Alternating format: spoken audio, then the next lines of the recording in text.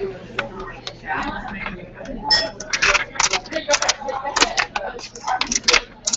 right there. I got it.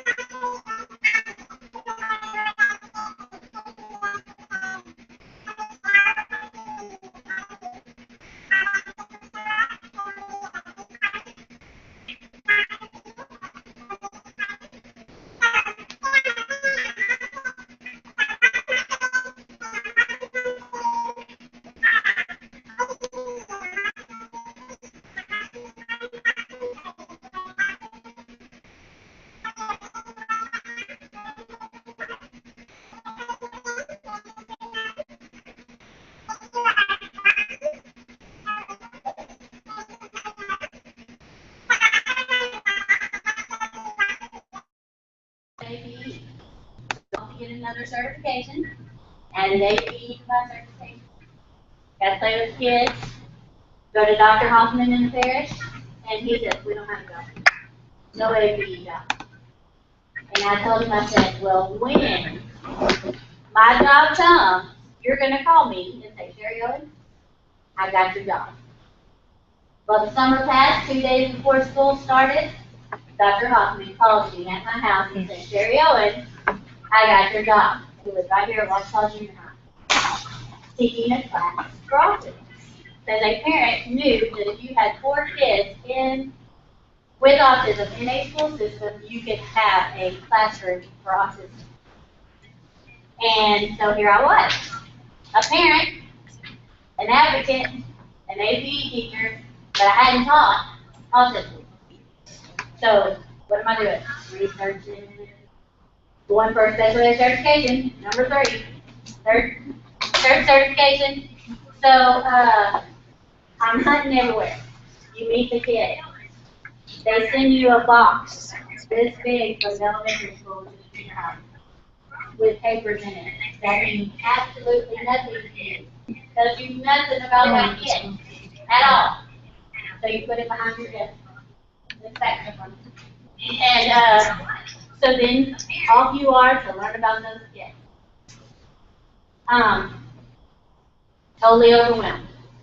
The parents are coming in, they're asking you what your criteria is. Well, Washington Parish decided to send us into the LaSAR program. Have anyone heard of LaSAR? No. That's the big conference for autism that they have every year in New Orleans. And so they said, we're going to make Washington Junior High a model classroom for autism. Okay, off to training we go. 190 hours of training my first year teaching. The second week of school, already been through 7 days of training. They sat down and they said, so what happens when your kid does this? Well, I wouldn't know. I've been here with you for 7 days. And I would love to meet my kids and get to know them a little bit better. So that's how our adventure begins. And we got through into ABA training. Have you heard of ABA? No ABA training? One person ABA training? That's how you teach them hand over hand. This is what you do when you do with that. Matrix. What makes them set off and get mad and yell and talk all the room? A lot of paperwork. Picture charts. Y'all heard of picture charts? There's a picture for everything. Give you, what is that thing that they send? A picture thing? Well, Texas first, that we're board makers. Oh my goodness, board makers. It's like that. So they send you a board maker. My son gets pneumonia. So I say, can I take you to the hospital? You do not know how much stuff is on board maker until you're sitting in the hospital flipping through that thing, and those pictures shock you to death because they're about everything. Everything. Now you got visual, because special ed, if you get with any of special ed, you will have visual for the rest of your life. So anyhow, I started Washington Junior High with 2 students, one-on-one. One was eclectic. That way, if you would argue with you with your own words. So if you said, let's go to the cafeteria, don't want to go to the cafeteria? Well, we're going to call your mom. Don't want to call my mom? Don't argue with me. Don't argue with me. You know, so he was eclectic, and then we had another one that loved Disney, and he was Pocahontas, Cinderella. You're like rocking it, you know. And then we had one that had come in from Homer. Well, they thought he was homeschooled. He must need to go in autistic classroom. It took a month and a half to get him in regular classes because they had already labeled him in the self-contained classroom. It was a self-contained classroom. Month and a half I fought trying to get him into regular classes. He's a whole other story. We'll get to him later. So here's Mr. Ball.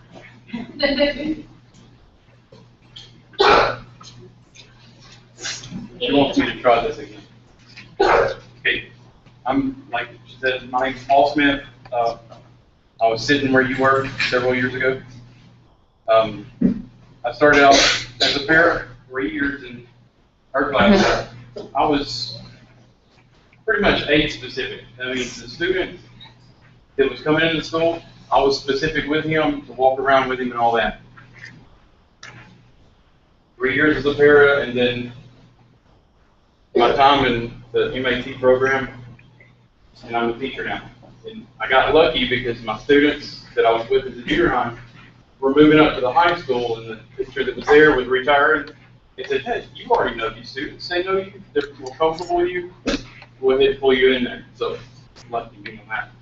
But I graduated with my undergrad from ULM, my master's at ULM, and I started a doctorate. We won't go into that.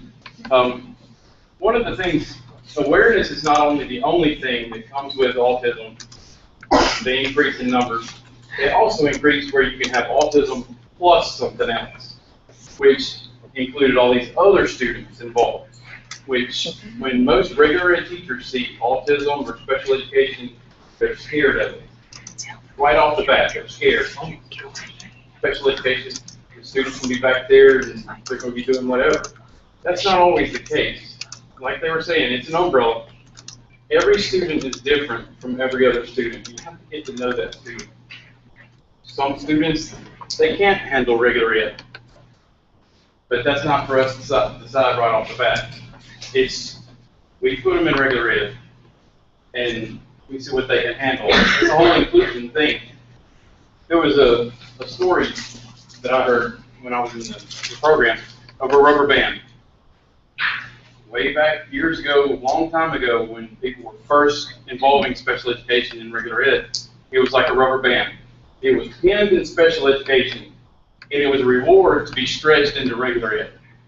If you behaved here, then you got allowed a little bit of time in regular ed. And as soon as you showed you couldn't behave, they just let go of you, and you're back in special ed.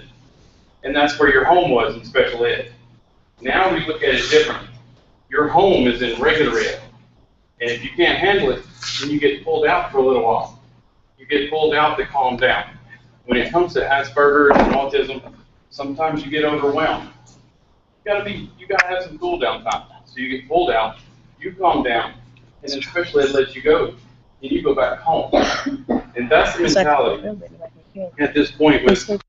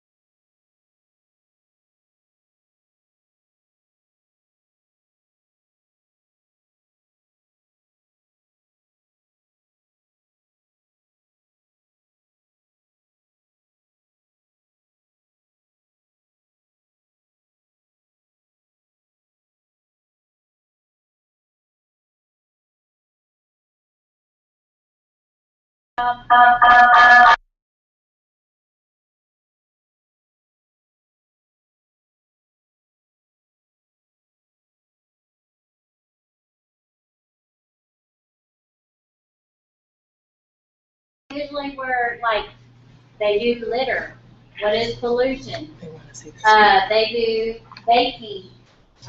What is a person who puts something in the oven? A baker. They try to trick them about being a farmer because there's a cow. But, you know, it's all pictures. Now, Law 2 is the same thing as regular testing. It's just fewer questions. Well, now they have done away with Law 2. Law 2 is gone. That means the kids that are in the middle are either taking regular testing or they're dumbing them down to Law 1, which is wrong. But they didn't ask them. So. They became that. Not that we want to make sense. But anyway. Anyway, when it comes to being included, the main thing is to understand the students.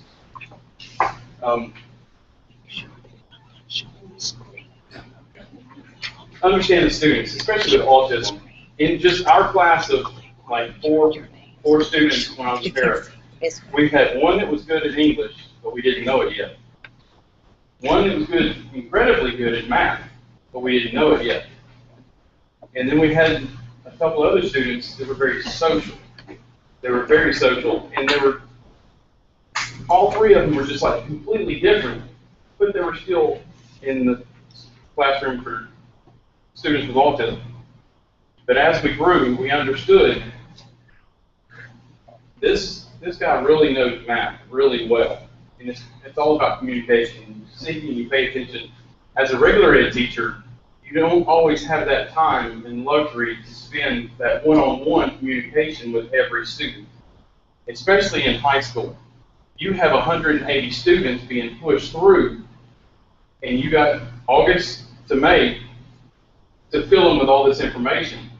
That's all that you're supposed to do. They just push and push and push. You don't have that luxury of spending time. But in special education, we have fewer students. We can spend that extra time to learn those students, and we did. My student that I was specific for, he was really good at math, but he couldn't even spend the whole school year in school. He would have a meltdown over and over and over where the teachers just got tired of dealing with it, and his mom got tired of coming up there every other day, and she would just pull him out and homeschool him. His 7th grade year was the first year that he almost made it the full year. You pulled him from 2nd grade. His 8th grade year was the first year he had gone all year without being pulled out to homeschool. He was starting to learn how to function a little bit better. Yeah, he was getting older, but it took listening to him. His 8th grade year, his meltdowns were almost none, where he would have a meltdown in class, he'd come out, and we learned how to talk him through it, and then he went back to regular ed. But we also took time to talk to that regular ed teacher. And you have some regular ed teachers that have been out there for years. They don't want special ed in their classroom. It's too much to deal with. They don't want to. It's a pain. And they won't work with special ed. Those are the teachers that really get on my nerves because they're really good teachers. They're the ones you want to work with. They don't want to work with us, and they don't want to work with our students. It ends up, all the teachers that will work with us, they're always getting special education students just because they want to help them. Communication is the key, really. Okay. Communication is the key. Everybody has to communicate with each other, especially students learning how to learn from those teachers. They think differently. When it comes to autism, there was some studies done. They actually scanned these students' brains while they were asked these questions, where most people perceive emotions and things like that. They were perceiving in the part of their brain that actually shows what shape things are. Like, we look down, there's a square, or there's a circle. That's where they were processing emotions with.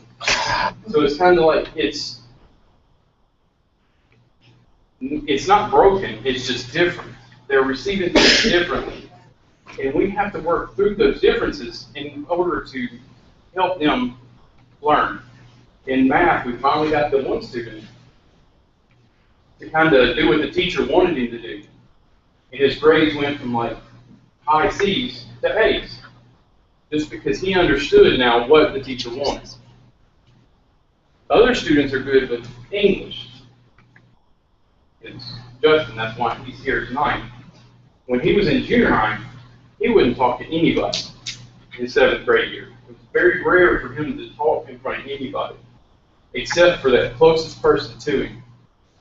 As he grew, he involved a little bit bigger circle, because we kind of made him talk. and things. And there's some things we'll talk about that later. But in high school, his circle got a little bit bigger. And here he is after high school, and he's going to be talking in front of y'all, which is amazing. Just because he's grown so much, because I remember him back when he wouldn't talk to anybody. And then you have those socialites. They may not look special, but as soon as you start talking to them, you're like, there's something different about this person. And they'll let you know it. You'll know it real fast. And when it comes to academics, it's like pulling teeth with these students because they don't really understand academics as well. They don't like English. They can't stand math. And you can't really motivate them to do that. But we still try with including them. In LaSarge, she was talking about LaSarge, Louisiana Autism Spectrum and related disorders. They would come to our class with their textbooks and their folders and their data and all this, and they would say, here, try this picture schedule, or try this, or try that. They killed us with PowerPoint. And we would make fun of the presenters because they had. Like Ms. Jackson said, it's a spectrum. There is no textbook way of teaching students. You have to learn the students and how they perceive and how they understand and things like that. And their environment. Even though we tried the calendars, we tried the picture schedules. This is the program you said a while ago with all the pictures. Board maker. Yeah, I've got the binder. We all have and I've got the CD.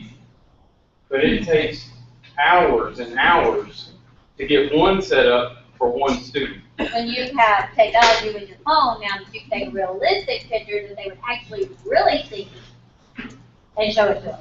Instead of a cartoon that's Instead of a cartoon that's a stick figure. So that takes a lot of print and ink, and they don't like it. But the main point is, there's no textbook that says, okay, this student came into my class and this is what I'm supposed to do to make him learn algebra or English. There's no way to do that. Absolutely no way. You have to learn that student. And it may take months to understand. But when you see the success in that student, it's worth all the time that you spend. You know, learning your student comes from watching them in the classroom when it's their time to work on study skills. Learning when they need a break. Watching them when there's assembly. If they'll run, if they'll hide, if they don't want to go in there. If you're sitting in the classroom with them. Yes, none of the teachers, you know, I mean, we're teachers too, but we're in the class with them, sitting behind them. This was me in English, sitting behind them, and they don't want anyone to call on them, so their heads down. And you're poking them, and you're poking them, and you're opening the book, and you're poking them, and they don't want no one to call on them, and the lights are off. And it's 8 o'clock in the morning, and everybody needs a cup of coffee, and the teacher's looking up going, he does not want to participate in this class. He is sleeping in my class. No one is allowed to sleep in my class. Well, it's dark. You have a flashlight on your little, that was overhead, for, you know, smartboard. And you talk really soft.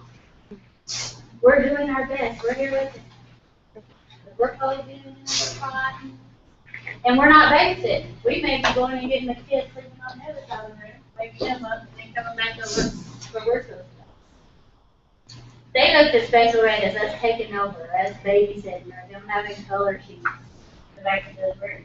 No, our job is to help them, encourage them. When they get it, we leave. We back off. We feel like we need to come back in, we come back in. But teachers don't always know that those rooms are dark. Who wants to go to sleep at 8 o'clock in the morning, even if lights are bright on? I went to college. I didn't like 8 o'clock classes. Until they said no home to my parents, you know. And I didn't think till you make it. The point, they're all different. Some look special, some don't look special. They're like I a look bouquet special of a lot. flowers. So you wonder why I have flowers with me. They're like a bouquet of flowers. Not one of them is the same as another. Not one. Boys don't like being referenced as colors. A square peg in a circle. Just like we're all different, they're different, and we need to learn them. We tried all the stuff that they threw at us. Some of it worked, some of it didn't. We just have to go through it all and kind of find something that works. And everybody's involved. You know, sometimes you have the students come to your class, you know their mom. Teachers talk, you know mom is really involved with those students, so you don't really favor that student, but you know you have to mind your P's and Q's when it comes to them doing their work and things like that. But parents aren't something to be scared of. Even though you might have heard things in the past or you've had dealings with them in the past, it's called communication. They just want what's best for their student, their child. You talk to them, they talk to you. Regular ed talks to special ed. You have to learn the student and where their strengths and weaknesses are. And that way when they do have a weakness, that's where we can all step in, communicating and learning from. And I know being in regular ed, a lot of those teachers, they're so busy. They've got so much on their plate. It's all coming in, especially when you get to your first year. You're going to be learning. You're going to hate it. You're going to be ready for May. But everybody has that first year. It's one of tough sometimes, a lot of times. But just make it to the end of the year, and then the summer comes, you have time to relax and go, okay, this worked, this didn't work. I'm going to do this a little bit different. And then come school time, December, you're like, bang, when is May? Kind of thing. Right now I have my days counting down on my board in front because I'm ready for May. Just to give you an extra, just to get you through, just count the Fridays. Put the Fridays up there, way easier, way faster, feels really good, less days. And even though we're busy and things like that, don't forget why we do what we do. When I was a para and I was working with those students with autism, you learn their struggles. And you almost kind of sympathize on some struggles. Like one summer school that I was with, a couple of students, they didn't quite make the standardized test so they could go through summer school and they could go ahead and get another chance at it. But we were looking at the whiteboard and the teacher still had the overhead projector on the whiteboard. And how many of you use whiteboard and you erase it off, it doesn't totally get wiped off? There's still that smudge of oil or whatever. And I'm sitting there looking at this slide up there and I'm like, that bothers me. With all the little smudges behind what they're trying to learn. Most people don't think of that. It's like the lights, the fluorescent lights, blink to some students. And that bothers them, and it's very hard for them to concentrate on what the teacher's saying. You have to learn those type things. If they're really sensitive to the lights, you might have to invest in different bulbs or lamps or something like that, just to kind of prevent that. We have a student that could not stand the sound of pencil lead. You know, when the Bic came out with the pencil that was like ink, just recently, we went and bought all those, just so he could have that, because he could not do pencil lead. The sound of it on paper just drove him insane.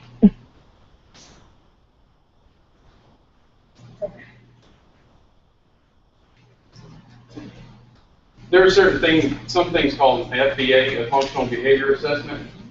I don't know if you've ever heard of that, but it's actually to learn why that student does that behavior. It's like, do they go into this classroom and go to sleep? Do they go into this class and shut down? Why are they shutting down? Well, with one student, he would go into English class and instantly go to sleep. Well, we go, why is he going to sleep? So I went and spent time with him. It's hot in that class. She has the heater on. She turns the light out for the overhead projector. It's hot, the lights are out, I'd go to sleep instantly too. But we worked on it to try to keep him awake, and we did a lot of work outside the classroom. We put him in a different place in the room. We tried all kinds of things. Another student was having trouble in math. Even though he was very smart in math, I go spending time with him, well, that teacher's not very forgiving when it comes to students. It's going to be, you've got your numbers, and it's supposed to be in your lines, done properly. Well, he had his own little shortcuts in his head. He tried to explain his shortcut to me one time, and I'm like, keep that to yourself. But I didn't understand what he was doing in his head. But we were coming out with the same answer 90% of the time. But I'm like, the teacher wants this. I can get it 100%. You only get it 90%. Which way are you going to do? So he started writing it out, and he started making A's in the classroom. Knowing the students and knowing what their needs and strengths are, and communicating with that teacher. Now she understood he does things his own way. She was a little more forgiving with him. And when it comes to special needs, there's also those other students that have the social at home. You don't know what kind of baggage they're bringing to school. They may have a label and they said they're special education, but when you get to know them, it's a single parent home and their parents working 2 jobs and they're going home to nobody. And they're not, some of them don't even eat when they go home. Even though they're twins, they go home, they don't eat. One of them doesn't eat. The other one's got plenty to eat. Why is that happening? Well, the one knew how to go in and make his food, but the other didn't quite comprehend that, and he was coming to school hungry. It's kind of hard to do your work and concentrate when you're hungry all the time. Mm-hmm. You have to learn what these kids are bringing to the table before you can ever imagine, even think they're going to learn anything. That's the whole inclusion thing. Everybody's included. There's all kinds of issues and problems and things like that they're going through. Some of them may not even have a parent at home. Just 3 brothers. Mom is over them, but mom's in Arkansas living with her boyfriend for months at a time. You have to figure that kind of stuff out. And you don't always have time, but you have to make time because the students are wanting to do what we do. If we're not in it for the students, it's not going to last very long. Regular ed or special ed, it doesn't matter where you teach. If you're not in it for the students, you're not going to last. You see all kinds of teachers, they teach special education, you have an average about 5 years, but you get burned out. Well, with the state and the laws and IEPs and paperwork here, paperwork there, you don't have time for the students anymore. You're dealing with all the state stuff, but you're still in it for the students. You got to make time for the students. Well, I'm jumping in on this one. With the Autism Spectrum, their mind never rests. Their mind is always going. Their mind doesn't stop. Like for me being a parent, I'm a 13-year-old. When we drop off at school, I say, you are not to talk about Pokemon. You are not to talk about Sonic. There's no DS. At 3 o'clock, you can tell me whatever you want. So when you are at school, it's school. We're not talking about any of the rest of that. You understand? Yes, ma'am. So he does his schoolwork. He's been quiet. He hits the car at 3:05, and when the convincing and talking starts, and does not stop until bedtime, or until you say, okay, bring it to break. Because it's going on all day. It's still going. And it doesn't stop. And there's stuff in there. And he doesn't know how to get it out. And he's going to talk to you about it. Like our guy in math. He was a talker. And if you were in there with him, he would rather talk to you than listen to what they were saying. Because he was thinking of stuff that he would rather be telling you. But you had to zone him back in. Their mind is always working. It doesn't take a break. Unless they're sick and they just pass out. or they're doing what they love. And they would get obsessive on what they love. It could be my son's history. We have to do a social studies fair on Napoleon Bonaparte. Who does social studies fairs on Napoleon Bonaparte anymore? No, they do it on basketball or something. Nope, that's not good. We'll be making Waterloo next week. But they're so obsessed with, and my son is after everything. You know, he's like, you know, when everybody got in Indiana Jones is gone, my son decides he wants a birthday Indiana Jones. Indiana Jones over, he decided Harry Potter. Harry Potter had already gone and went. And all of a sudden I'm thinking, we made it through Kirby and now we're on the Pokemon. Ask me if I understand anything about Pokemon, but you just go, yeah, I'm with it. But their mind does not stop. And when they're in a classroom, their mind is busy and it doesn't stop.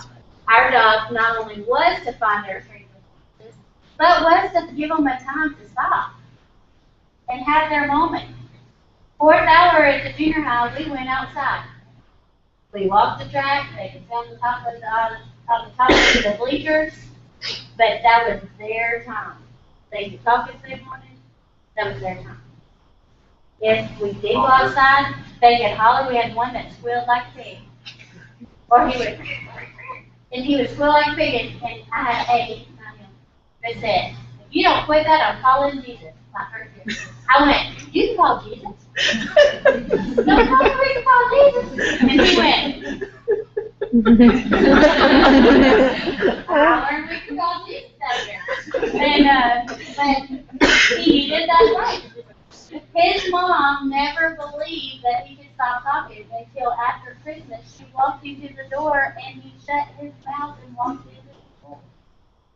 So she had to follow him down to make sure it was true. And she never knew that he didn't talk. Because at home he talked. But he knew in that environment that was not the place. Our job was to love them, treat them like they were our own, but help them be a part of society and what is expected of them. Not enable them, but to reach them a little higher. I now work at Western Rail versus Washington. Across the river. Over here, we held them to a higher accountability. Over there, I was still trying to hold them to a higher accountability, and I was told, focus on it. Yeah, no. Now, if you steal from the cafeteria, you're going to steal from Walmart. Then you're going to be arrested, and no one cares if you have a green folder. You look like everybody else in Walmart. So, our job is to make them part of society, to act right in society, which the school system for them at our time is society.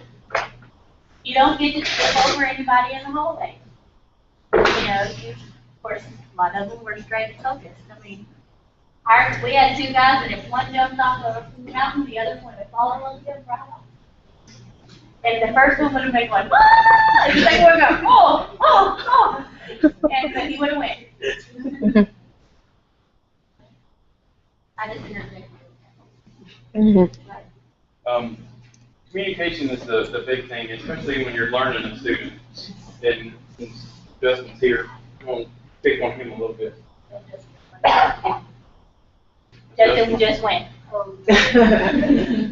But learning, he was in the 7th grade. He was in a class down the hallway. And he joked with the para. He talked with the para, but nobody else knew he could talk, or knew he would talk. And the para was 7'4". And he had the duck coming in the doorway. But he always had good food. We liked him a lot. He was a very large man. But Justin would talk to him. We're like, why won't you talk to anybody else? And he slowly began to open up here and there. But not until his 8th grade year, when he was in our class, did we realize he really can talk. And he's hilariously funny. He's very funny. And the things he would say would just catch you off guard. And then you would laugh. And then when you tell his teachers that, they're like, he didn't talk. He didn't say a word. He just comes in here and sits there. But we started beginning to learn it. In special ed, we have like test read aloud and other accommodations. And one of them is small group testing. And students would come to us, and Justin would come to us and do his test in his own time. He wouldn't just sit down and work on it all at once, because it kind of bothered him. But through all of his tests, he would work on it for a little while, and then he would get up and he'd start pacing. And I'm like, okay, that's just him. He needed to pace. Well, after a couple of days of this, I realized he's not finishing this test. Did you need help on this question? Or didn't understand it. So I would go read it for him, and he'd finish the test. I'm like, you got to start pacing. He would get right behind the table and he'd walk back and forth. I put a pedometer on him at lunchtime because he paced a couple times, just to see how far he went. But this is what he did. He went back and forth. And until you went to see what he was doing, he was pacing behind that piece of paper. Now, if he was hungry, he's going to have this and let it grab it. If he was hungry, he would come behind me and poke me. And then he'd come back and he'd be like, and I started hiding food on the shelf. Like, you have food on your shelf. But he would poke me, and I hate him poke. And he thought it was weird. But he poked me and he was hungry. But when he needed help, he stayed behind that table. So whenever we learned he would pace when he was confused at that question, as soon as he got up, he'd pace back and forth, and I'd go over there and help him, and he'd start working on his test again. And if he got up again, I know that's the signal to go help him with that question. And he was getting through with his test quicker. And he was just doing better because he finished those tests. He was able to understand more of it, and he was more patient for the test as well. And the better he did on the tests, the more he paid attention to in class. The more he liked us. The more he loved us. Now, when I went to the high school, he was the first group that went up there too. And I was able to continue that on with him. And I would tell the teachers, hey, if he gets stuck or something, he's not going to say anything. You got to watch him. But he would bring his stuff down to me, and we worked through it. And he was coming down to me less and less. Of course, he would come down there. He wouldn't rely on me as much because he was able to do his test. Then in my resource class, he was able to just sit there and do his circles, the whole class. I wouldn't require any extra because they need that downtime because they're always thinking. In the junior high, a funny story, you'll probably remember this too. He carried an Alpha Smart. It was part of his accommodation. Have you heard of Alpha Smart? Yes. Okay, Alpha Smart is not like a laptop. It's a little bit smaller. All the files are like it's more of a word processor than a computer. You type in what you need. It doesn't add punctuation. It doesn't correct your spelling. It doesn't make sure your words are spaced. It doesn't do anything. It just has what you typed in there. And you can take it to a computer and pull it up in Word and it'll type it out. But this is where I found that he liked to write. And he wrote this little story, and I'm like, that's pretty good. And I'm like, I wonder if he checks these other files. You remember this, Jeff?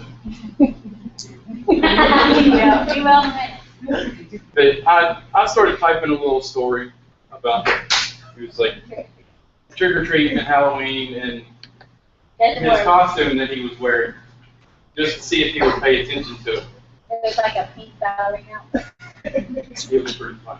And next thing I know, we brought it in, and I checked it, and it had been deleted. So I never saw it. It was pretty fun. So he continued to write, and so sometimes we would find where he wrote in the story back. Mr. Paul and Miss Owen were walking past the bush, and they got pulled behind the bush, and they were never seen. So he started writing this back on our It was pretty funny. And as through high school, he would always talk about the story he was writing. He'll probably talk about this too. And he would like, let me read. So he brought it up there, and I'm like, the first paragraph, it's like any good book, that first little bit just sort of brings you in, pulls you in. His was really good, and I'm like, where's the rest of it? Because I was ready to read the rest of it. And he kept on writing, he'd bring it back to me, and I'd read them some more, and I'm like, really good. But I won't take his thunder from all that. So he may talk about it, he may not, but I just wanted to add the funny stories. Because it's not all laws and textbooks and learning. You have to have the fun as well. Otherwise, you're going to lose the student. And like your bouquet of flowers and how they're all different. I would say our 8th grade year, we had 9 students. And it was almost like having the 9 dwarfs. They all had their own personalities. You know, we had the professor, Justin was the professor, and then you had the paranoid, which was not. And then you had the yes guy, because everything you asked him was yes, I did. And then you had the don't know nothing. And then you had the special ed that just don't want to do work. So we had him, and then we had the lethargic that just looked at us like, and then we had the one that we thought might be turn around and kill us. And he never didn't want business, a little scared of us. Or me, not him.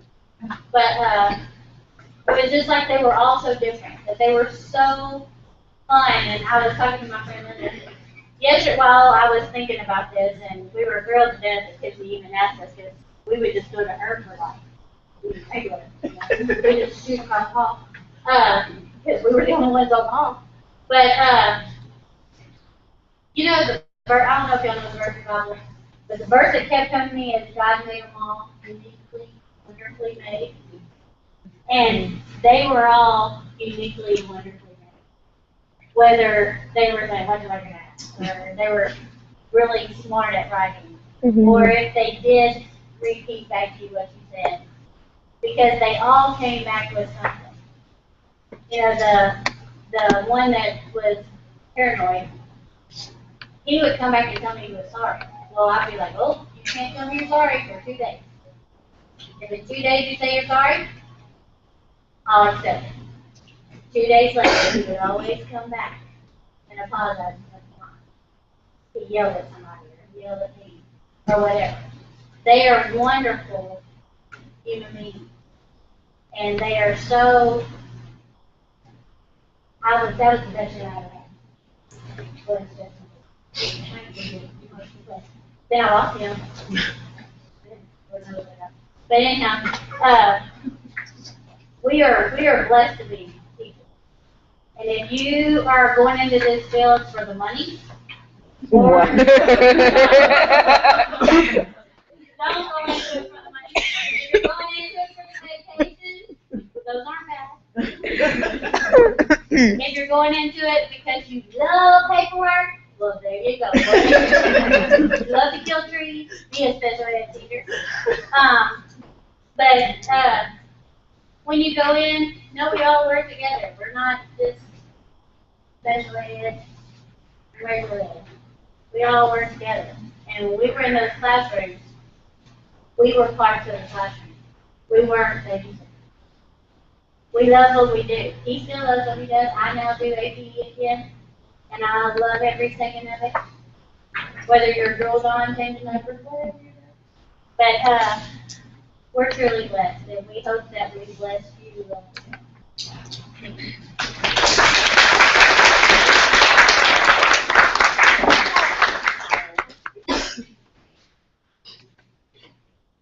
So very much.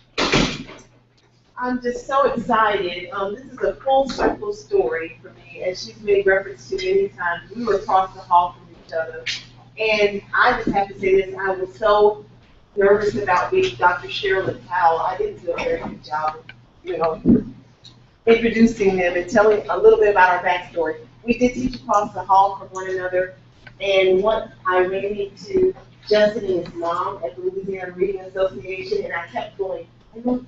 We know each other. Why do I know you? And I realized what the connection was. It reminded me, and she said it, about that being her best year. That was a magical year for me. I've been teaching, I've always taught regular education, but I've been teaching for years. But that experience of seeing her going through the same processes that we've all become accustomed to go through. Setting up their classroom, setting up the organization, and all those types of things, and realizing the special pain she was going through. I was getting 150 kids, for 6 hours. She was getting, I think they start off with 6. But the special care that she was getting for each little area, and then watching them discover their kids across the hall, and then watching their students discover things about themselves, the ones that would come to my classroom and to other classrooms. And as a school, we really grew that year. As a school, I think every educator understood what our job was about a little bit more, because the job really was more about affecting children, getting to know children as individuals, than just getting across the curriculum. And it really helped me as far as refocusing for that year. And so I was just so amazed at the growth that Justin experienced and the wonderful journey that he's been through.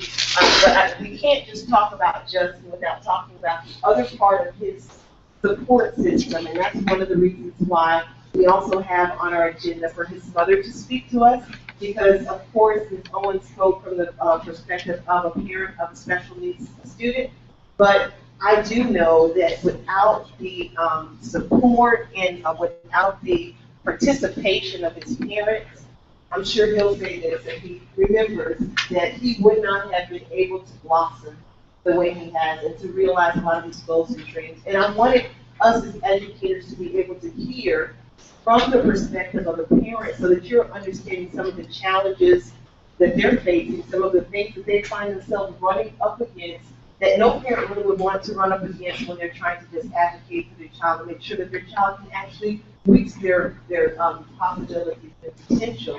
And that some of those struggles, if you hear about them now and you get into that situation where you're talking to a parent that just wants the best for their child, that you'll remember what it feels like to be on the other side of the seat or the other side of the desk. And so I'm going to remind myself where we are here.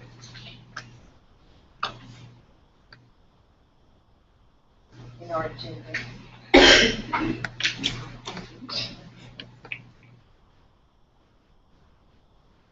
I know I told them specifically in what order they want to speak, so I want to make sure that I get that correct. I'm going to just go ahead and display this for you. We'll hear first from Justin. And if you will join me in applause as he comes on up.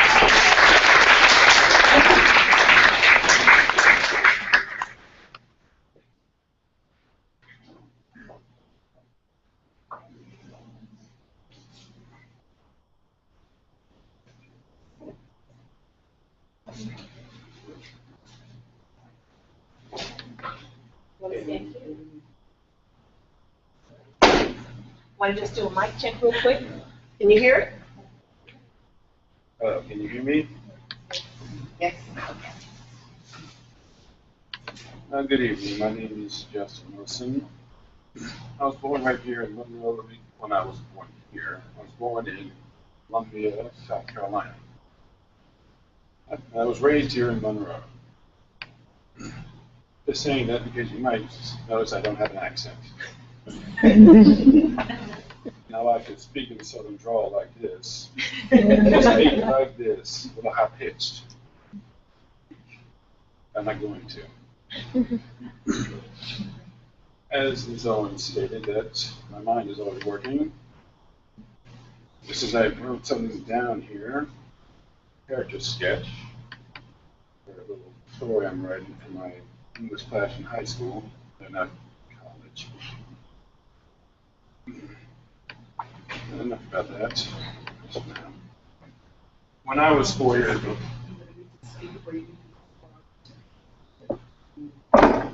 You can try to speak up, but I'll also try to check the mic.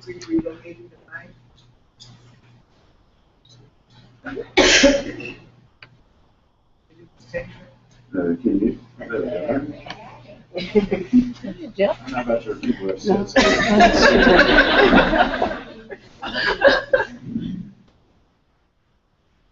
When I was 4 years old, I was diagnosed with Asperger's. Well, no one had the sense to tell me until I was 8 years old.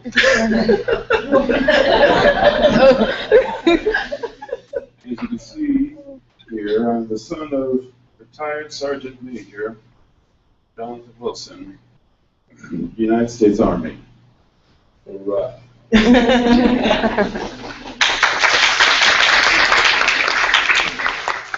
No, please didn't do anything for that war.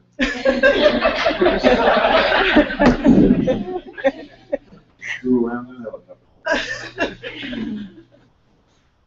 My mother is Angela Wilson, former president of BPW. And that's all I can think of.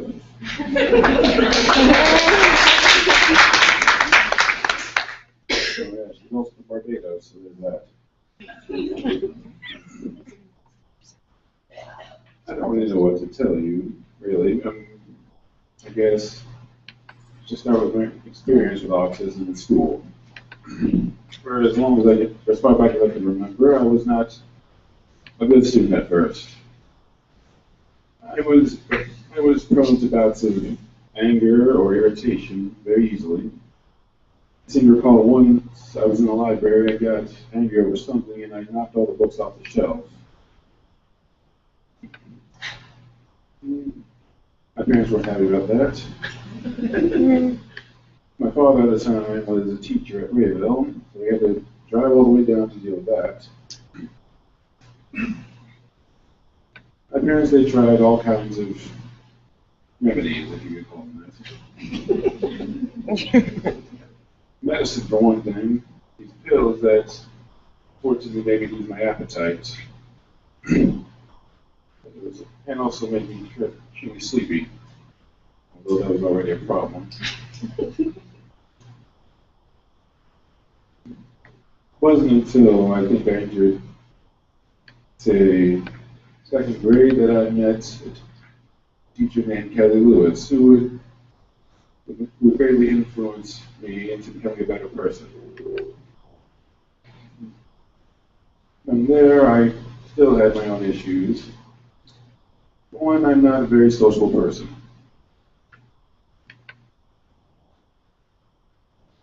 You can take that by the fact that I pretty much didn't want to come here today.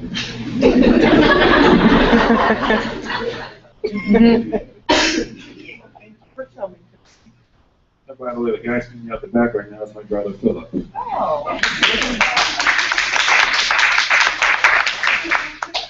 I shall do this embarrassment, so do you.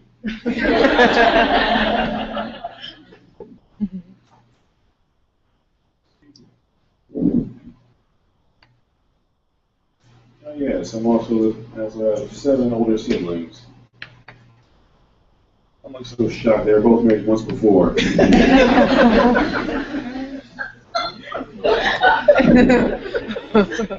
No wonder, is it a lecture or is it stand-up?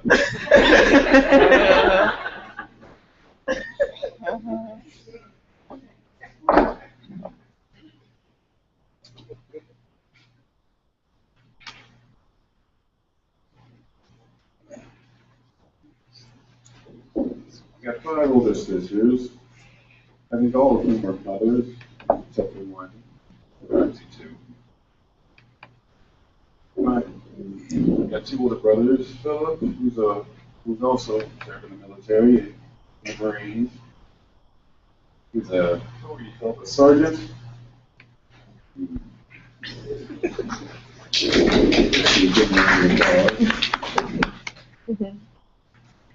Then there's my brother Jay. I better not talk about him.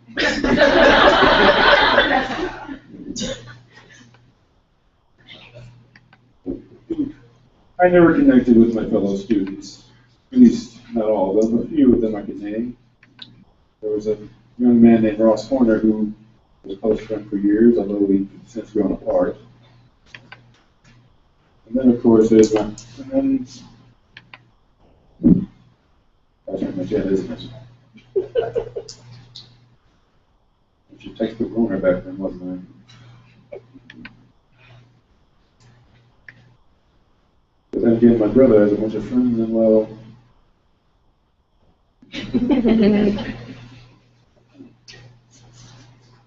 I'm sorry, I must be boring you. No. about the stuff that you value while you were in the classroom. I didn't value much of anything.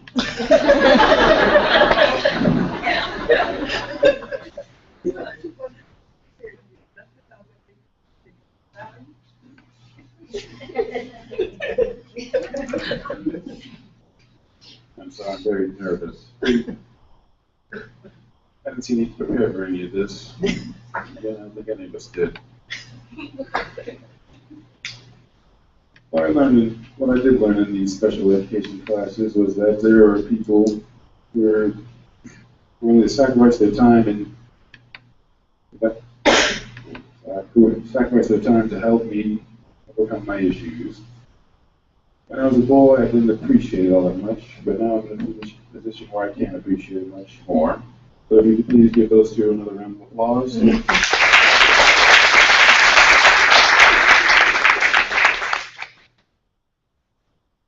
Someone give that man a haircut, please.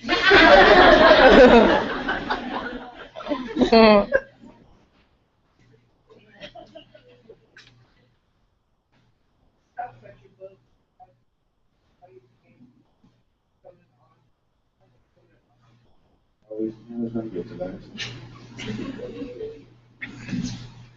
In 7th grade, Miss Karen Roebuck asked me to write a short story. I soon discovered that I was drafting the pages of a potential novel. I discovered that I had a hidden desire to write. I spent a good amount of time writing random things, not really what I'm about. I also spent a lot of time reading. I was especially, what is this? The first book series I ever read was Junie B. Jones. Don't laugh, you all read it too. I know you did.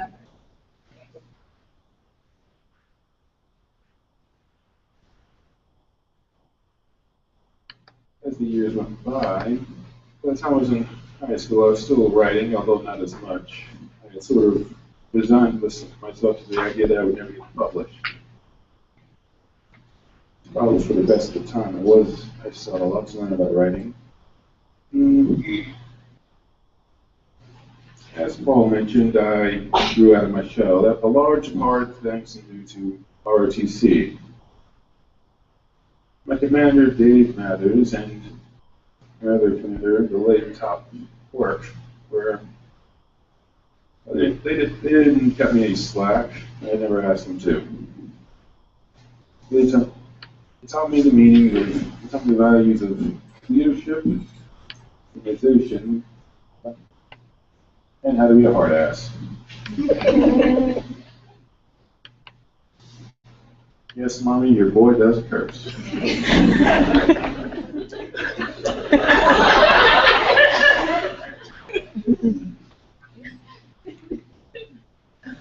It also made me gain a greater understanding of my father. I didn't hear that. It helped me garner a greater understanding of my father and my brother. Well, I'll never understand why you choose that haircut.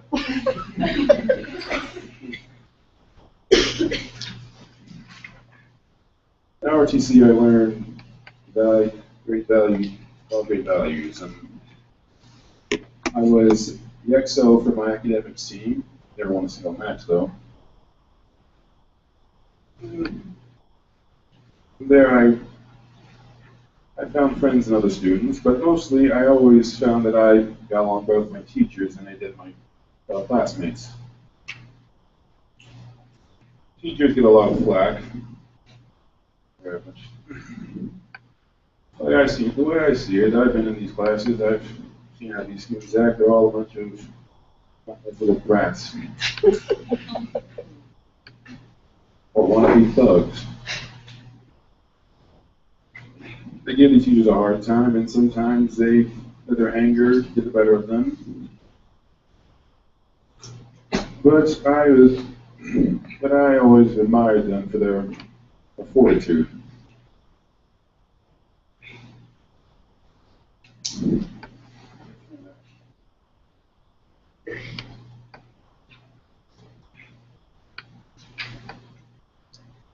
especially get along with my English teachers for obvious reasons. But especially in my senior year, I read the poem "We Wear the Mask." Can't recite all of it, but we wear the mask that grins and lies. It shades our cheeks and hides our eyes, or something to that effect. And that speaks volumes about not just me, but a lot of people. I prefer just to, in class, I just prefer to sit back, take the lesson as it goes, and actually sit down, shut up, learn, leave.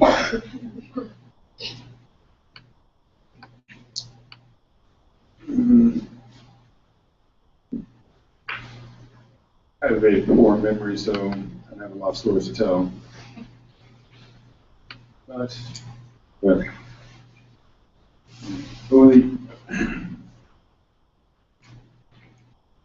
I suppose I should talk more about writing. It's good anyway.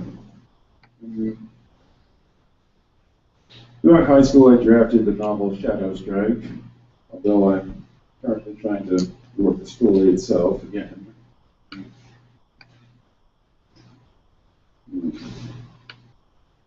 As you can see, I have a thing for wolves.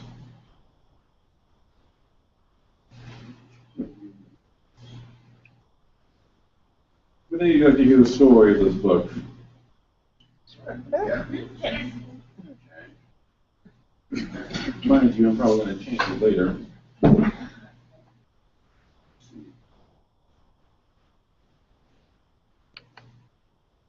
Robert R.J. James lives in the city of Parson, a city that was, I don't remember now. After the economic downturn, the city closed off its walls to the outside world and became a sort of isolated state. RJ works as an odd job worker for the old man Joe.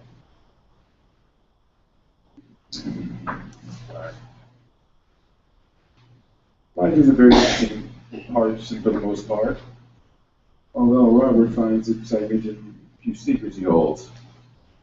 The first, he once lived outside Parsons' walls as a homeless young man. And he stole some food from the wealthy. Secondly, his sister was killed by a young cop. I didn't see that coming, did you?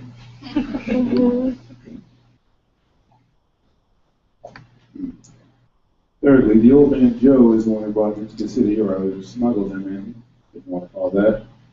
Okay, is everyone hearing me just fine? Yes.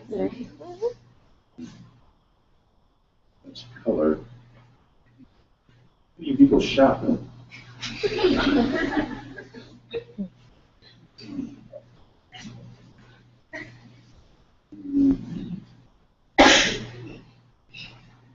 I'll get better at this as time goes on. You did a great job. You're doing just fine. Don't patronize me. Thank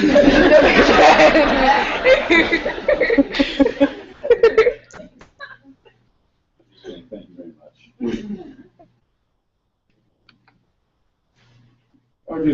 RJ's last and most dangerous secret is that he's secretly a vigilante known as Shadow Strike, who is battling corruption in the city. And then he hopes to one day change things for the better. I swear it was better at this one, back to that Western thing. I don't know. Maybe because I decided to change the story a little bit to give it a more interesting spin. I'm not telling you what it is though, so I figured out quite yet myself.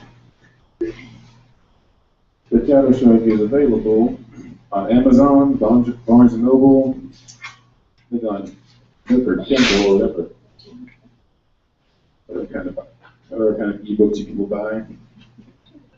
I prefer a good hardback myself.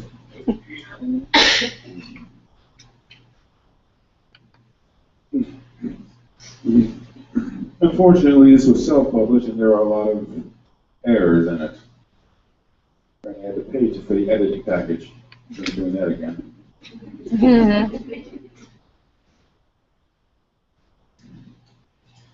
I suppose I can tell you about my second novel. It's a bit more, let's see. The city of New Orleans has always been associated with the supernatural and the occult. But until recently, Detective Renee Chavez had dismissed it all from but tourist bait. When the murder investigation runs her afoul of supernatural creatures, she finds herself diving into the world of the unknown. Her only means of aid come in the form of an eccentric and, quite frankly, morally ambiguous hunter who is here on his own agenda. If she is to stop this double monster from killing innocents, then she and the enigmatic Zero Ozoa are going to have to work together. Yeah, that's pretty much it.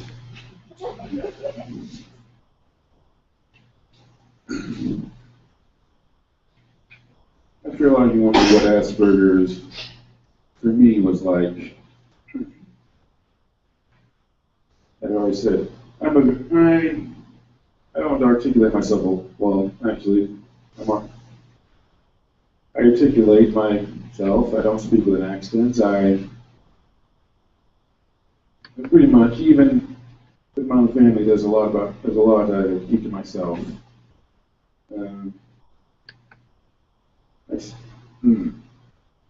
One, as you can see here in this bio, I'm a fan of Japanese anime. I'm sure some of you are too, but you won't admit it. Cowards. But I find it very interesting and have my writing. I also look to the works of Stephen King, Tess Gerritsen, Jim Butcher, Tom Clancy, and others when I write. I tend to read a lot. I'm sure you all thought it would be a lot more exciting. Boo you.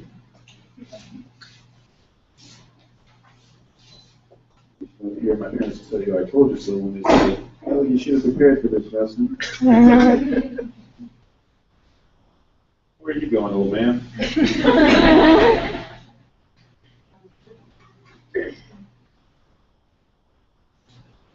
My relationship with my siblings is a complicated one. Philip right there is, he and I are actually a lot alike. We tend to keep to ourselves. We prefer the company of others.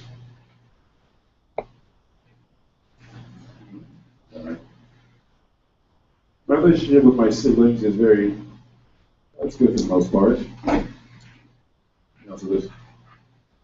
That's my relationship with my immediate older brother, Jay. Real simple. He stays out of my way, I stay out of his.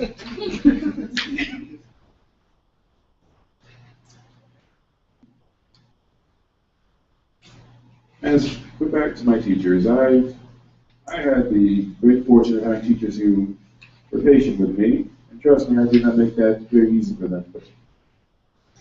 Jack Hayes, Dr. Kerry Lewis, she'll sugarcoat it, say I was a good student, but trust me, I was a troublemaker back then.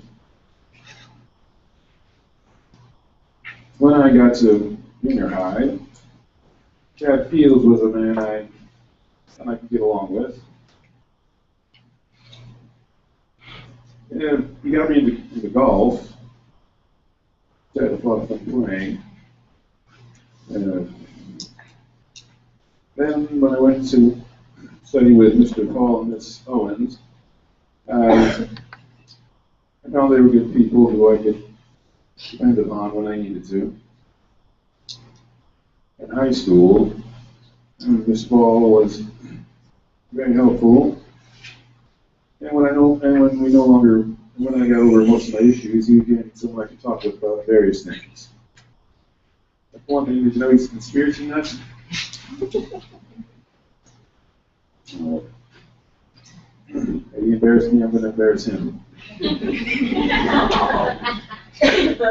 Apparently he's a fan of Duck Dynasty. I also got that view. Sometimes I don't want to think it's stylish, you know it's not. Right, of course. I'm sorry if I bored you, but so I guess what I'm trying to tell you is you never know what you're going to get with an autistic student. You may be a troublemaker, or you may end up being quite a really young man. On the record, I'm not a dwarf.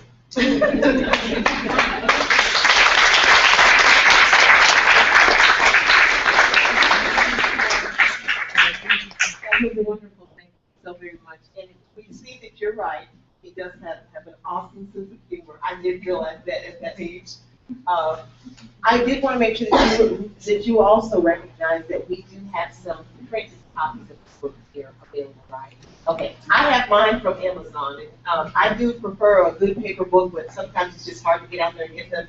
And so I've downloaded both, but then you can do that really simply from Amazon. Awesome books. I love mysteries, and it's just like Paul said, when you read the first paragraph of Shadow Strike, it's going to be hard to put it down. I mean, it's really wove the story well. And so now, without further ado, we're going to welcome Justin's mom. And if you look in your program, there is a short bio about her, but again, she's going to share with us a very unique perspective as far as what this journey was like for her. And so that we can get a very well-rounded. Her husband is also going to join her. And so without further ado, Ms. Hank Wilson and Mr. John Wilson. You'll be so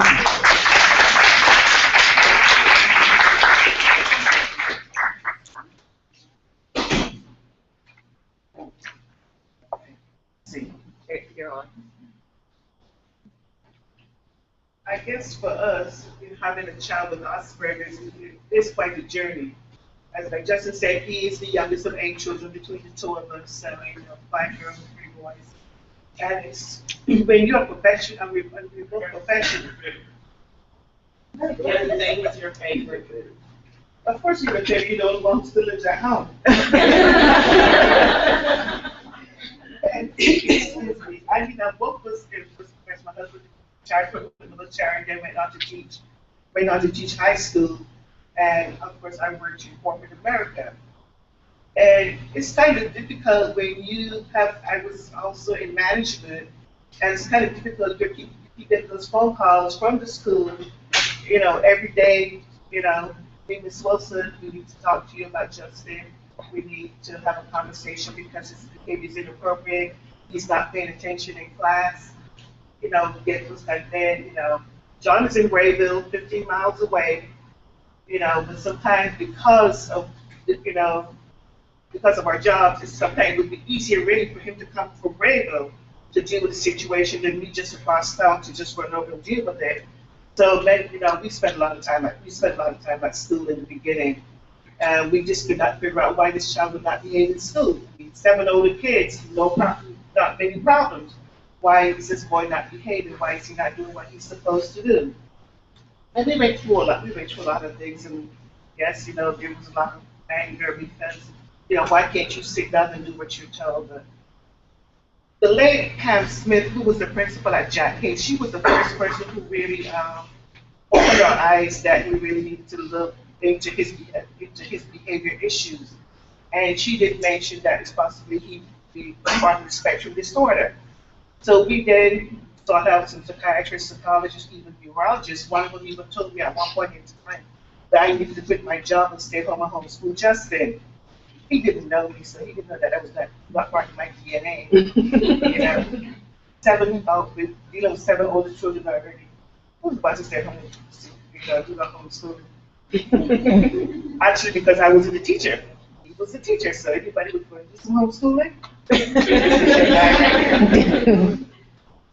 But finally, once we got Justin diagnosed, we started looking at stuff. I remember one day just sitting on the computer, thinking that I want to know about Asperger's. I want to know what is Asperger's, what is it, why is my child behaving like this? And I went ahead and I did some research. I even went so far as to call Ms. Smith one day, told her I found this information on the internet, and I need to have a meeting with you and all the people who Justin was interacting with at Jack Hayes. Of course, she wasn't very happy with me because she didn't want to do that. But I needed, once I started to learn about his behavior, I wanted them to understand what he was going through. And sometimes I think I know, well, for me, my husband is a little bit more, how should I say? Understand. He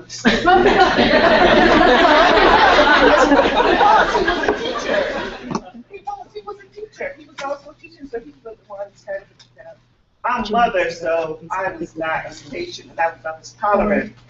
And when I'm telling you, well, you know, you need to have a little more patience with my child, that's what I expect from you. And I don't want to hear the whys and the why not. But I do understand that you have 25 or 26 other kids in the classroom that you have to deal with. And if you have 1 or 2 children disrupting your classroom, it's going to be very, very difficult for you to, you know, do your job, if you will. So, like I said, we tried the medications. We found that they were not good for him because it just kind of made his behavior worse, you know, in some situations. And again, we learned that some of them were more harmful than useful. And I can go back again to the lack of understanding by the teachers, not understanding what was going on with him, not understanding that when he was in the classroom and you were trying to get him to focus on what he needs to focus on, his mechanism for coping, he would go to sleep. And he would not participate in the classroom, whatever. And I had a situation where one time they called me, and I went over to the school, and he had fallen asleep, and this one teacher said to me, well, no, she had asked him why he was sleeping. He said he was sleepy. And she said, well, it's Monday morning and we're all sleepy. I didn't say anything to her, but I went to the principal and asked her not to have that particular individual interact with my child again. Because I felt that her lack of understanding for his issues would not make her a good fit for somebody to continue to interact with him. And so before I got hauled out by the mother or PD and Washington Sheriff or whoever, I just requested that she not be a person to interact with him again. And as far as I know, she didn't. I will let my husband jump in here, and I'm sure he got a couple of things he might want to say, so I can. Having been a teacher, I know when you're setting these things, the only thing you want to hear is, that's all. So, but if someone can tell me the definition of a good speech, I will do all this good and go home. I know you're all educated here. Some of you are educated, right? Educated. Okay. Can you give me a definition of a great speech? Sure. You heard Justin talk. You know where he got his gift of gab from. What'd you say? It's short. Okay. What else? Yes, ma'am. One that's insightful and enlightening to the audience, that provides them information and experiences which you've dealt with, and allows us to see into what you have had to deal with as a parent of a child with unique educational challenges. You either are or have been in the doctoral program. Very good. Very good. Well, I'm going to tell you the definition of great speech. And what you both said is true. Definition of great speech is have a strong opening. And sometimes you might want to tell a joke to gain everybody's attention. And a good stuff in between. And a very, very, very memorable closing. Strong opening, memorable closing. Both of them very close together. Okay? So I'm going to make this very close so we can get y'all out of here. If I had to give a small definition of what, can y'all hear me? Okay. About Asperger's, is that better? Okay. I would say comfort zone is the most important thing. And as Justin would change classes, when you hit like, I don't know, 3rd or 4th grade, you would change classes every year, have different teachers. And he would go through this thing that we never get along with the teacher because they didn't understand.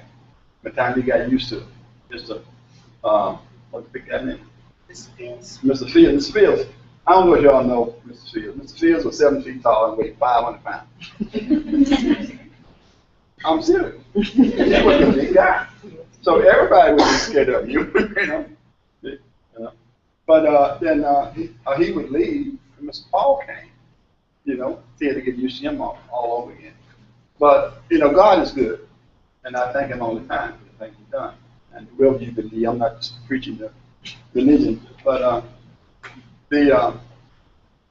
when he finished junior high, I said, Lord, I don't know what I'm going to do with my child. You know, he's going to high school. I know, you know, at Washington High School, kids from everywhere, like 3 kids. Philip graduated from there, Ollie, and Jay was there. So what am I going to do? I have a lot of problems. So, you know, like I said, God is good. So, lo and behold, Mr. Paul got transferred to the high school. You know, Paul Smith. So, I felt 100% better. And he was definitely a good breath of fresh air for us and the family and for us. You know, if I win the lottery, he's sure going to get part of it. You know. We too miss on, you know, and that's a great thing. But, you know, Justin, if you came to my house before Justin finished high school, if you stayed at the house for a week, you would never see him. He would make sure you did not see him. And people thought I didn't have any kids. Most folks thought that he couldn't talk, you know. And he wouldn't say anything until he got used to you. Once he got used to you, fine. But that would take a while, you know. But we found out that his little niche, and people with Asperger, they all have something they're good at. And his is writing. He loves to write. Read and write. That's what he does. And he's got to writing books, and he told me he's written about, I don't know, I mean, over the years, you know, little short stories. So, and this one here, oh, you got my wife up there. Yeah. Boy in the Skull Moss is a good written book compared to Shadow Strike. Shadow Strike was self-published, and all they do is just put a back and cover on your book. So they don't do anything in between as far as editing and all that stuff. But Boy in the Skull Moss is it's a lot shorter. I think Shadow Strike is 300 some pages. Yeah, 600 and something. Is it? So it takes you a while to read that thing. But Boy in the Skull Moss is only 188 pages. You can get through that in a night. Yeah. But if y'all have any questions about, you know, we talking. I know you want to go. You know, It's really talking about the journey, you know, having to, as you see, the power of the homeschool connection is that once we recognize that our child had a problem, we made sure that we worked with all of the teachers to deal with whatever issues. I mean, you know, because we all get to that point sometimes that when someone says, well, you know, Mr. Wilson, your child did this, that, or the other, what's our first reaction? Not my child, you know, because you know, we know everything that our children are going to do. We don't think they're going to do wrong. So, but once we learned that there were issues to be dealt with, again, as my husband being an educator, we knew that we had to work with the teachers, and we had to work with everyone to make sure that he was adjusting the way he needed to, and he was getting the help that he needed in the classroom. Now, I would like to say that Ms. Smith, the late Ms. Smith, who was the principal of Jack Hayes, again, I mentioned her earlier, she was the one who really opened our eyes to the fact that, you know, this is what we needed to look into. Then there was Miss Lewis when he was at elementary school. As he got to junior high, it was Miss Owens, Mr. Paul, Mr. Fields, Miss Robert, Miss Baker. They all helped because we were willing, parents. We were willing to listen. We were willing to sit down and we were willing to talk with you. We were willing to listen. So because we wanted the best for him. And he went to high school, went to ROTC. He was actually in the ROTC program. And people saw his uniform. People, Justin is at ROTC. Because they would never expect that from him because, like my husband said, Justin doesn't know you. He didn't talk to you. He's a little bit better now, but you know, during those years, we have friends that would come to our when they came to our home. As soon as that door opened, straight to his room, and that door stayed closed, and he would not come out. Especially if he tried to come and see somebody in the hallway, back in that room. But he's matured. He's matured greatly. You know, he's written the books. I've tried to help him with his marketing and his public relations and stuff with his book, but you know, sometimes you get frustrated with me because I don't work fast enough for him. Because I have to remind him I'm not being paid.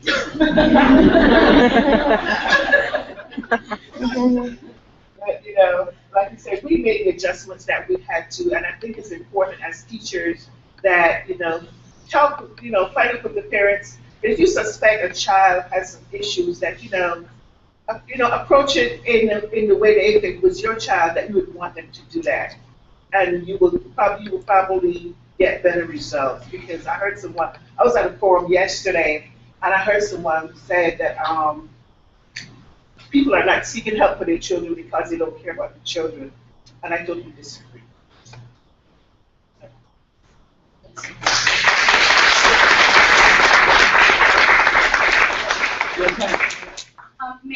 Yeah, I was just gonna say, we thank you all so much again for taking the time out. We did have time for Q&A at the end.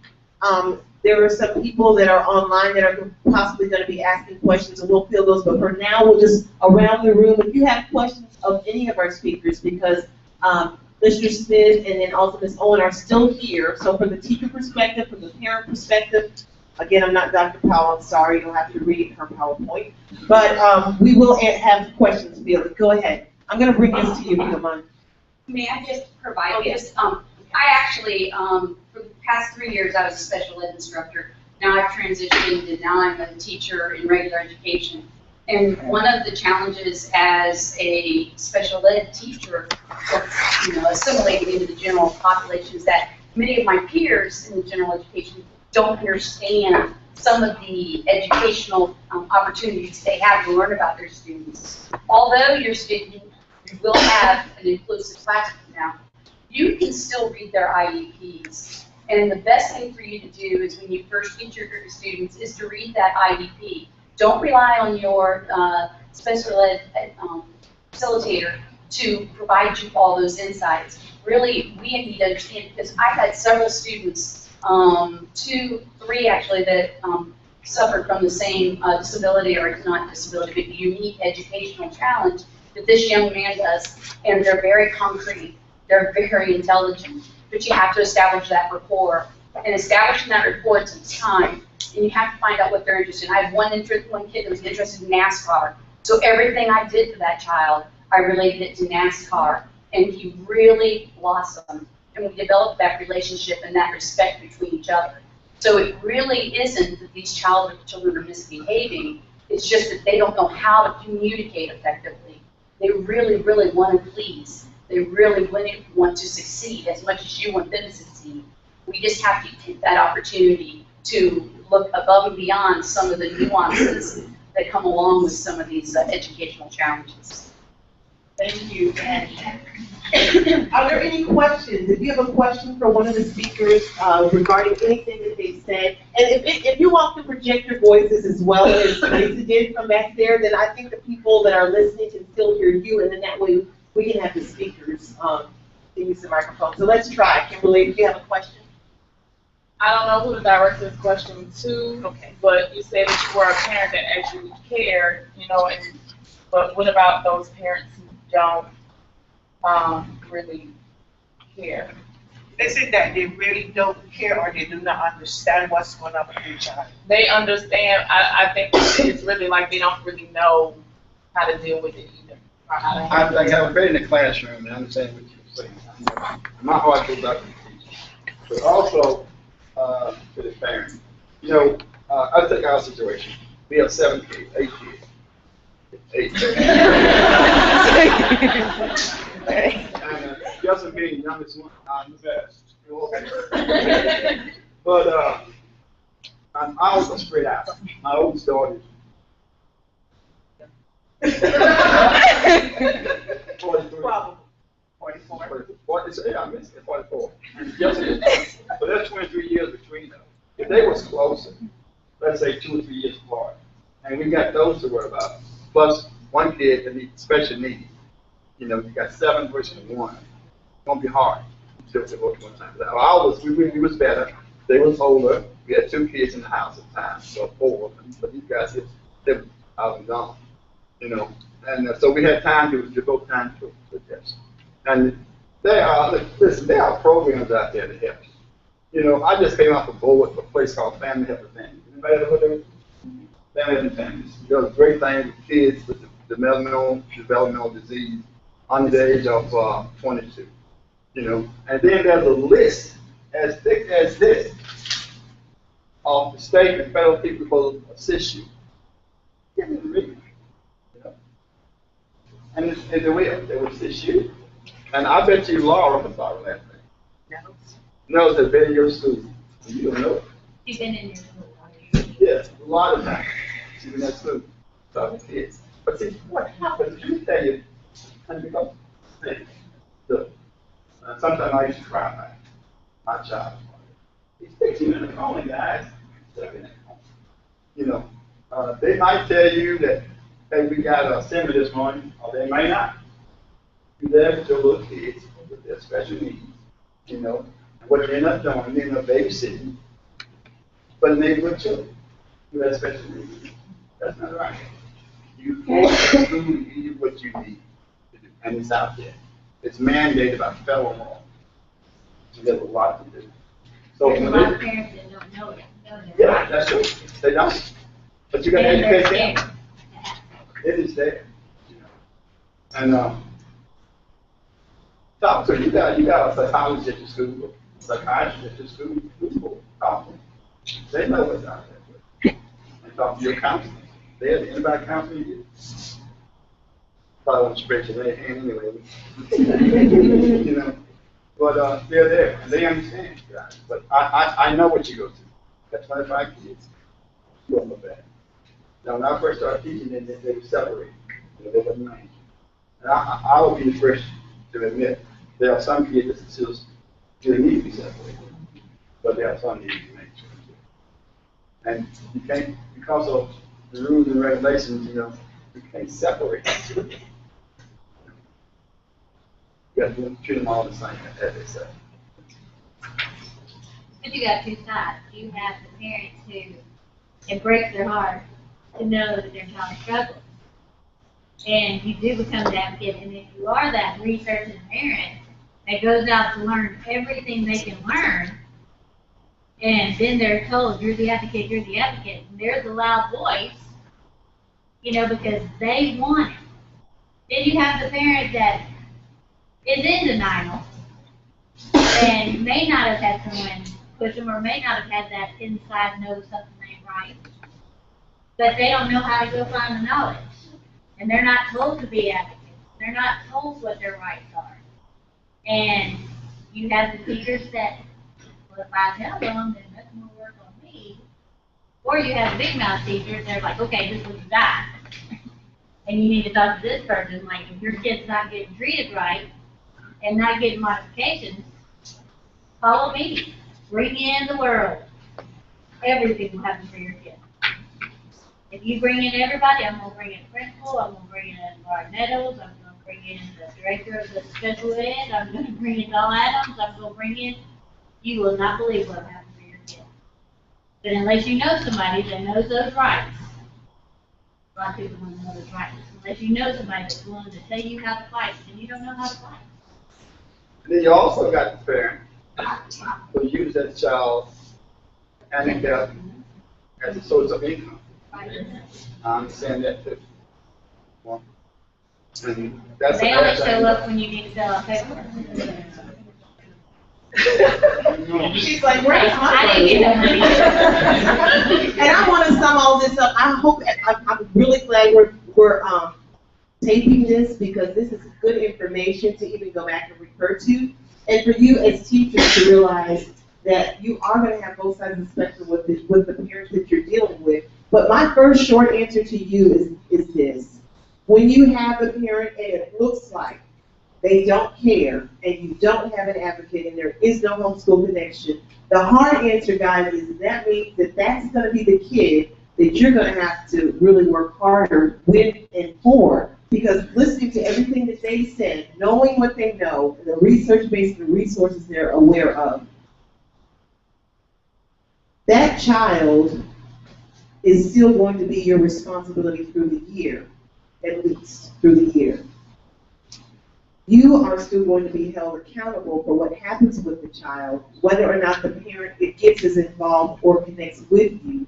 So sometimes you have got to be the one that advocates for the child to the parent to say, this is what he needs, this is what you need to do, this is what I need from you, because in the long run, every kid, I believe, every kid deserves somebody. But we've met a lot of kids that seem to have nobody. Can I get a, okay. I think every kid deserves to have somebody. And in a picture perfect world, it would be their parents. Sometimes in our world, it's their grandparents, or an aunt or an uncle. Sometimes it's a church member. And I've said this to teachers, whether it's special needs or regular.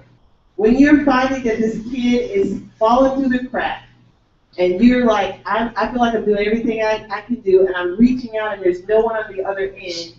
You've got two choices. You can give up and decide they belong with the refuse, or you can say, well, so what else can I do? And the what else can I do is to find the one connection, because it's not always the one you expect. It may not be in their house who lives with them.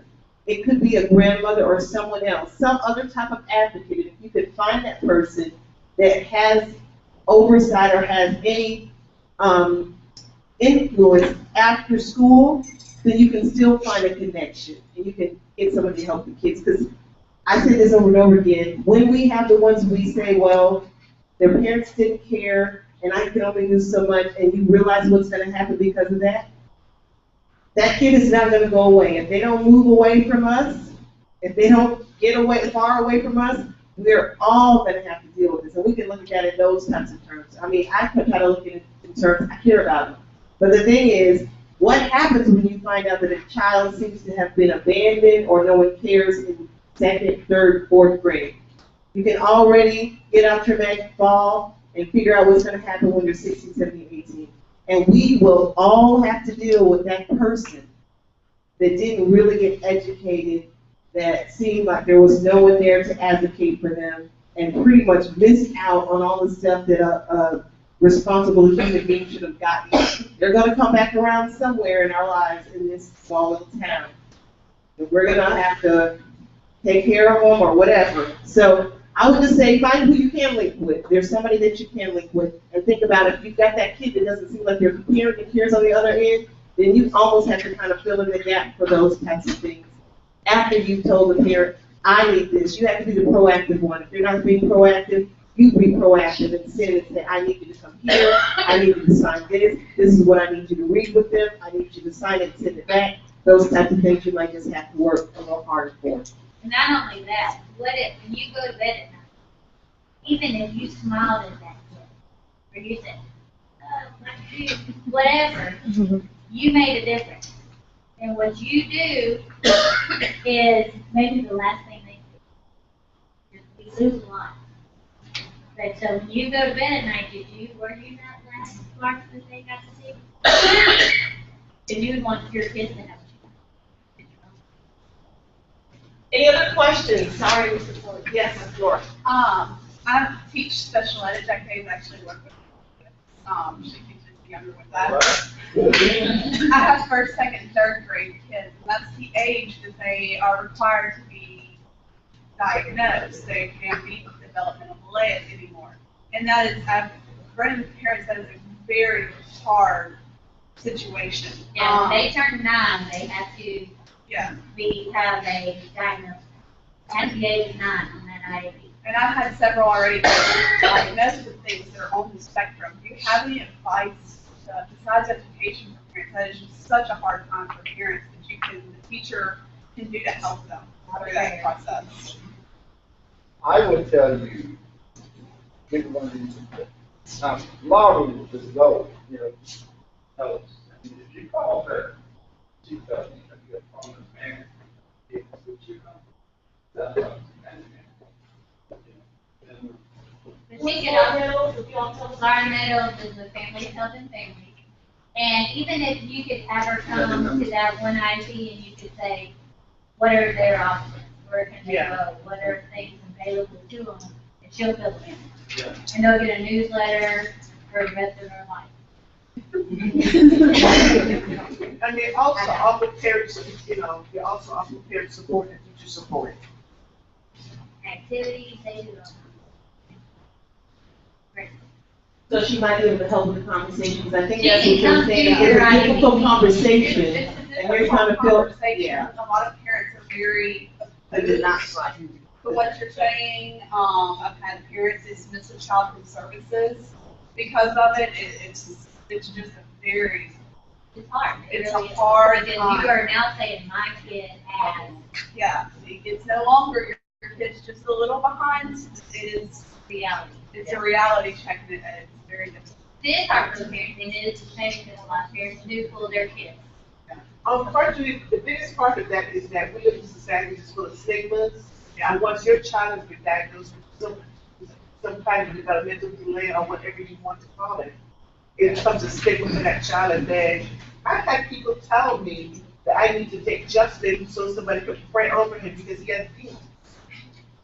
I mean, they don't do that. And we have, I wouldn't say I'll have that conversation. Can you check her kids to get extra because she got demons I and went, stuff? my son now goes, I pulled him to public, You try to. and he goes Northeast Baptist. And he is on grade, on page 2, he is on grade level. But because he gets test very loud, they tried to tell me he wasn't going to get a diploma, that he was going to get a certificate of achievement, just because he had a foundation. And don't think this mama don't know her rights, and won't be all up in there. Because mamas have to be all up. And so do teachers. I think the worst part of myself is that discussion, but the stigma of special ed. Let's go back to what you just said. Special ed, it means, number one, special ed, special education. You know, that there's something wrong with my child, he has learning disability. And then that's going to follow him all the way through high school. And in the top, Justin goes to the devil, and so does the you know, and it follows him all the rest of the and he's there. And that was a problem for me. Really, you know, as intelligent as I am, I knew. You know, I want some DNA in girl. You know, but and that was my biggest problem. You know, until I really got into it and found out that that's not the case. My son gives me a little attention and I get off at 8:10.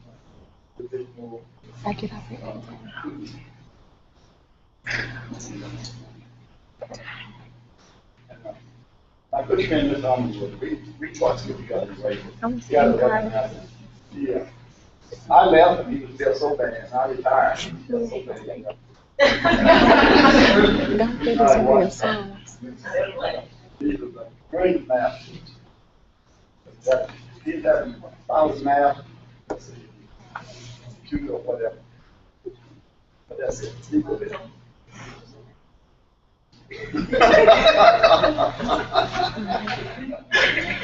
I just wanted to see if we had any more questions. Yes, ma'am. Did Justin get whoopings after you found out? Yeah, honey. Justin, did you Found out. In the beginning, yes. In the beginnings, we did. Because like you know, we didn't really understand what was going on. Like I told you, this is what I said.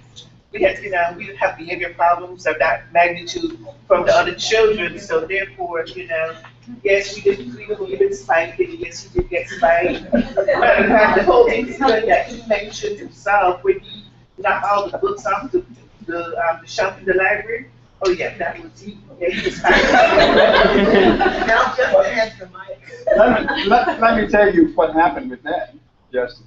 You know, I'm old school, grew up in Franklin Parish, Waynesboro, my home.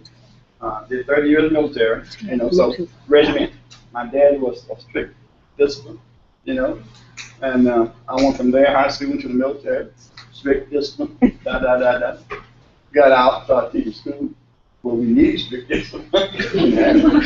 But, so the hand on the bottom was probably the first line of defense that I knew, the direction we did that. Until one day at Jack Hayes, and they called me. Andy told you that it was easy for me because I wasn't teaching. No, she just didn't want me to change something. Go. And so I went that day, and it was a hectic day. And so I went. And I don't know what Justin did. He did something. They got to the point where they would film him one stuff, you know, and show me, see, Mr. Wilson? And of course, you know, I'm bored about now, you know. And I took him up there. And of course, all the teachers disappeared. And he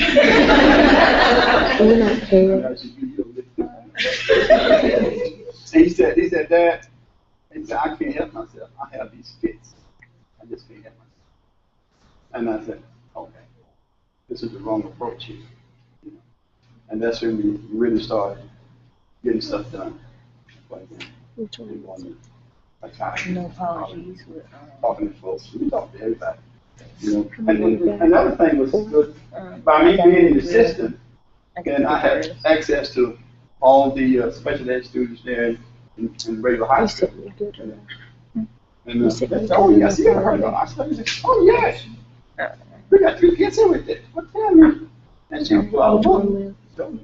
I got 3 brought some home. We went to log off the internet. We got stuff. So, yes, we did. I know we granted. But you know, babies don't do anything for a child. But it does wonders for the parent.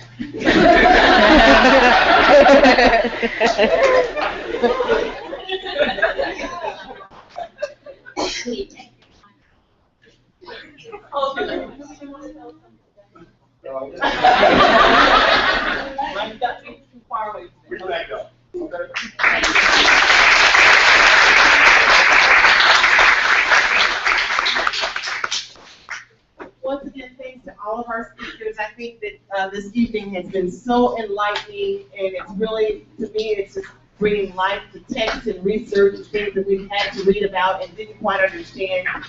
So I think this is the best type of case study we ever could have had. I want to remind you, Justin does have some of his books out here to my left that are available, and he will sign a copy for you if you'd like to get one. They're also available on Amazon. If you did not sign in when you came in, either one of the sign-in sheets, make sure you do that, especially if you're a student here and you're coming to certify credit requirement, or if you're an MAT student, to make sure that you get credit for being here this evening. I think we took care of all of our question and answer. Once again, I want to thank so much Mr. Paul Smith and Ms. Shari Owen. And I'm hoping, if they don't mind, I will be able to share their contact information with you all as MAT students. So in the future, if you have some more questions about things we've talked about, you can get in touch with them as well. And then we also have access to Mr. and Ms. Wilson for questions about helping parents, because they know about advocating for their student. We also have certificates that are here that we'll have out on the table as you leave. If you would like to pick up a certificate, we'll just fill your name in the blank, and that can be used to turn into your professor, or we'll also provide to them the sign-in sheet. So we're making sure we do both of those, that you'll be able to take a copy of the way. We thank you again for being here with us this evening, and have a safe trip home.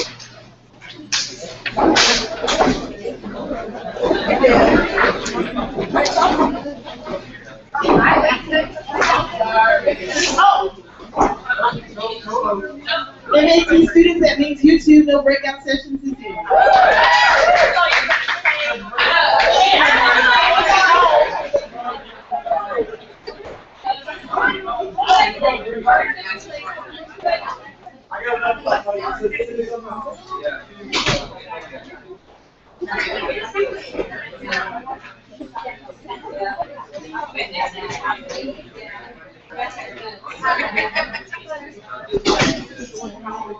Just seeing text.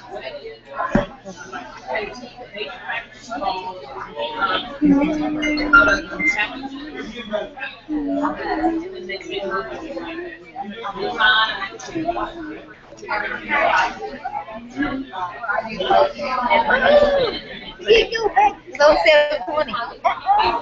Got fish peanut up. I get over 8:30.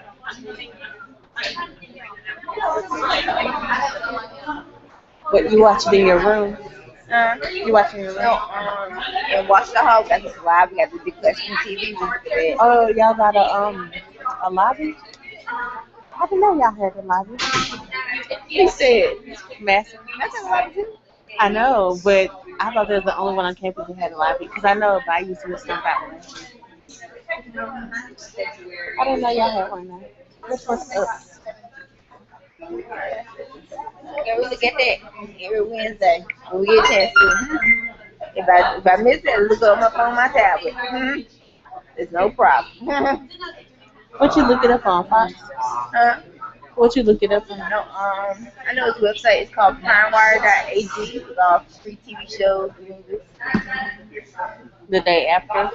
The day after. Not really the day after, it's like a couple hours later. Oh, that's better than the other side. Like say if this is the 8, probably gonna come up around 9:30. That's really good. I'm gonna go in there and watch it. Really good. Huh? How do you use this to copy stuff? Like you see on the email, you want to copy it and paste it. Cause you press Command C. Oh, Command C. See, I was in Control C. Okay.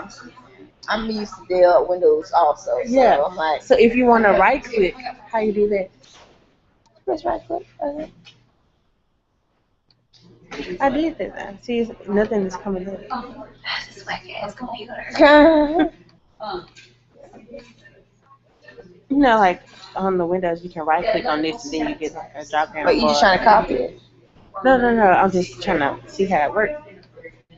See, this time it works. But it's not working on the. I think something wrong with that laptop. It's very old. Oh, you think so? She gave me a whole busted.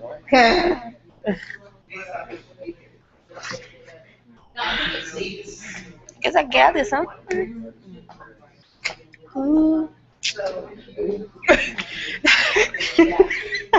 the truth. You really good.